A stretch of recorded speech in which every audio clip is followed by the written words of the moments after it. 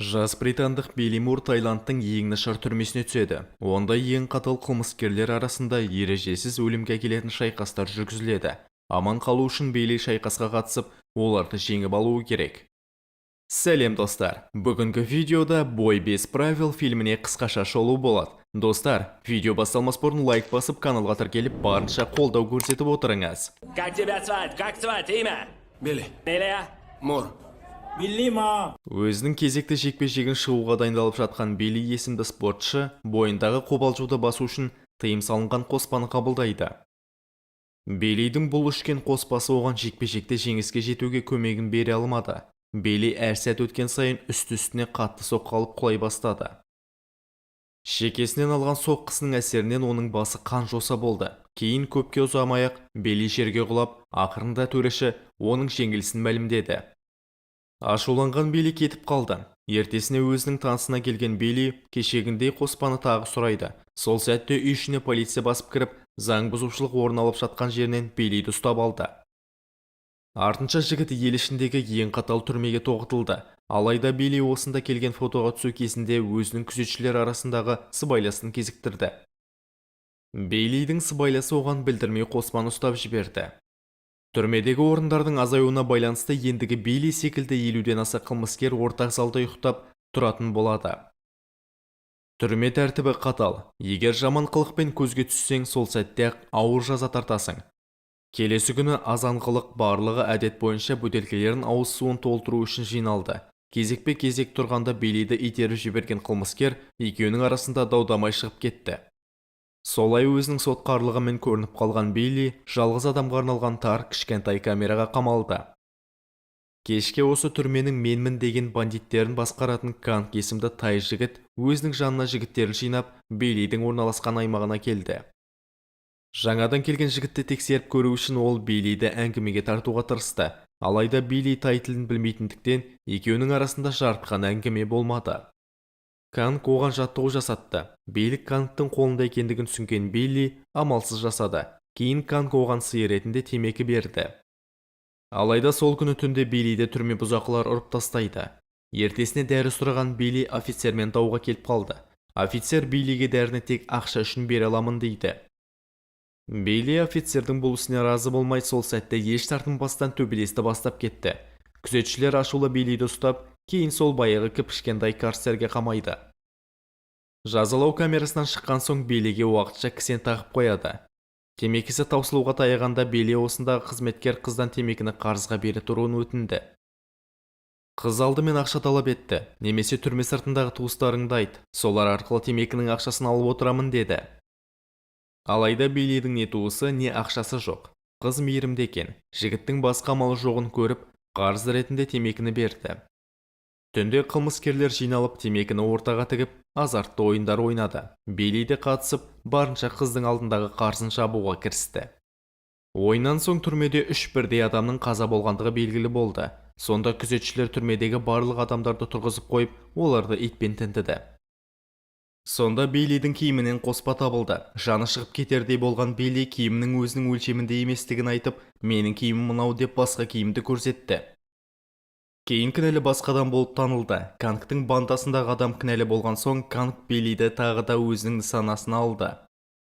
Билли өзінің тыйым салынған қоспаларды қабылдауынан әлі де болсын арыла алмай, тіпті оған қатты тәуелді болып қалды. Билли сол уақыттарда офицермен келісіп қоспаны алып тұтынды. Жігіттің осы әрекеттерін байқаған басқа түрме қылмыскерлері қоспасымен бөлісуін сұрайды. Билли олардың айтқандарын орындамай, сәл болғанда мына жерде төбелес шығып кете жаздады. Уақыт өткен сайын Биллидің қоспаға деген тәуелділігі артып, ол кешегі офицерді іздеп жүріп тапты. Оның аяғына жығылып қоспаны сұрады. Тіптен не қаласаң да орындаймын деді. Офицер ас үйдегі аспаздарды ұр деп тапсырма берді. Билли істі артығымен орындап қойды. Қоспаны алуға келгенде ол офицерден өзінің аспаздарды өлтіріп тастағанын естіді. Сонда Билли қоспаны тастап, ендігі жаңа өмірге көшті. Ішіндегі энергияны шығару үшін күнде жаттығу жасайтын болды. Оның мінезі де жақсарды. Кейін Фейм атты қызбен қайта жолығып, қарызын бермеген үшін кешірім сұрады. Ендігі ол Феймнен тағы 2 қорап темекі сұрады. Биллидің қазіргі қалауы түрме ішіндегі төбелес клубына қосылу еді. Темекіні клуб басшысына беріп, Ондағы қосылған Билли ең алғашқы жекпе-жегінде оңбай таяқ жеді. Қанша жерден бұрындары жекпе-жекке шығып жүрген спортшы болса, қазір ол бабында емес еді. Сол жеңілістен соң Билли жаттығуды көбейтті. Ал түнде азартты ойындар ойнап отырған қылмыскерлерге қосылып, темекінің көптеген қорабын жеңіп алды. Ертесіне Феймнен жолығып, оның алдындағы қарсын өтеді. Төбелес клубында турнир өзінің бастауын алды. Билли өзінің бар өнерін көрсетіп, турнир жеңімпазы атанды. Чемпионмен жолыққан түрме басшысы оның жекпе-жегіне лайықты бағасын айтты. Ендігі Билли жаңа камераға көшірілетін болады. Түрмедегі турнирде жеңіске жеткендер әжептәуір абыройға ие болатын. Түрме басшысы ендігі алда келе жатқан ауқымды турнирге Биллиді қатыстырмақ ниетте екен. Билли бұл турнирге алдағы 2 ай ішінде барын салып дайындалмақ. Азаннан кешке дейін залдан шықпайтын ол қара терге түсіп жаттығу жасайды. Үзіліс кезінде өзінің спортшы достарымен сөйлесіп, бір-біріне түрмеге түсуге дейінгі оқиғаларын айтып сөз қылады. Барлығы жақсы келе жатқанда Билли Феймнің басқа жігітке кетіп қалғандығын естіп, қайтадан ашуланып қоспаларды қабылдап кетті. Оған қоса бар ақысын жаттығу кезінде өзінің рейтингі қарсыласынан алып, оны шектен тыс ұрып тастады. Тиісінше Биллиді күзетшілер алып, жеке камераға апарып қамады. Осында жатып Билли өзінің жаттығуларын жалғастырды.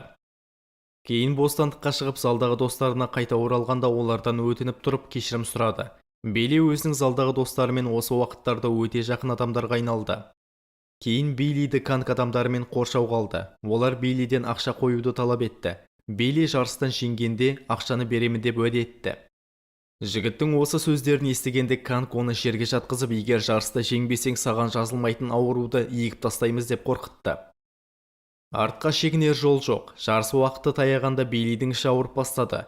Түрме дәрігеріне барып көрінгенде, ішіндегі аурудың оның қабылдайтын қоспаларының кесірінен пайда болғандығын білді. Билли жекпе-жекке келді. Бүгін оның жарысы болмақ. Алдымен өзінің бапкермен жаттығу жасап алған соң Билли рингке шықты. Жекпе-жек бастауын алғанда қарсыластар бір-бірімен соққы алмасып алды. Кейін Билли ішінен ауыр соққы өткізіп алды. Ауырсынуы сұмдық болса да орнынан тұрған Билли кейін қарсыласына тұтқиылдан шабуылдап, оны ұйықтатып тастайды. Енді жеңімпаз атанғанда өзі де естен танып құлайды. Көзін ашса Билли қалалық ауруханада екен. Қашуға бел байлаған ол байқатпай сыртқа шықты. Кейін ойланды. Егер қашып кетсем, қайта ұсталсам, мені ауыр жаза күтіп тұр деп, ол қашудан бас тартты. Фильм соңы Биллидің 3 жыл жазасын өтеп, артынан Британ түрмесіне ауысумен аяқталды.